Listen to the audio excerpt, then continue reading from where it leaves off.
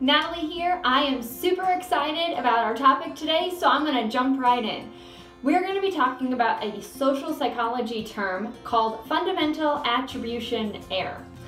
And what this term is describing is a process that happens in our brains. And basically what is going on with this fundamental attribution error is that when we identify our own behaviors, we tend to attribute them to things that are external to ourselves. But when we look at other people, we tend to attribute their behavior to internal needs. So again, this goes back to perspective because it's the story that our brains are telling us automatically, and this is just a breakdown of kind of what's going on inside of our heads.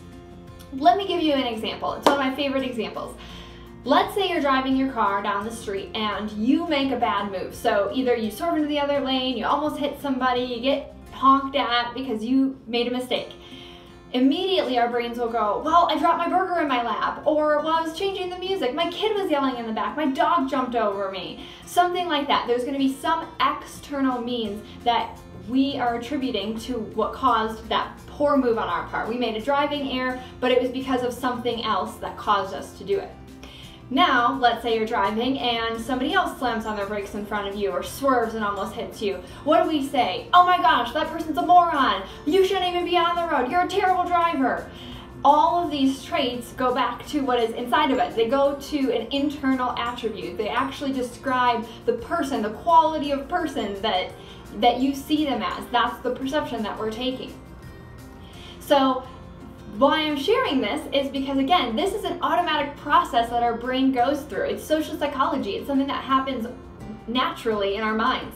And what I found is when I learned about this concept, I was able to actually do something about this automatic wiring. So while I'm driving, if someone cuts me off and I have my immediate response of, oh my gosh, you're a moron, I can then pause and say, you know what? No, I'm going to change the way that I handle this going forward. And my practices, I purposely list out 3 different reasons why they might have done whatever it was that happened. Driving is one example. This happens everywhere in our life.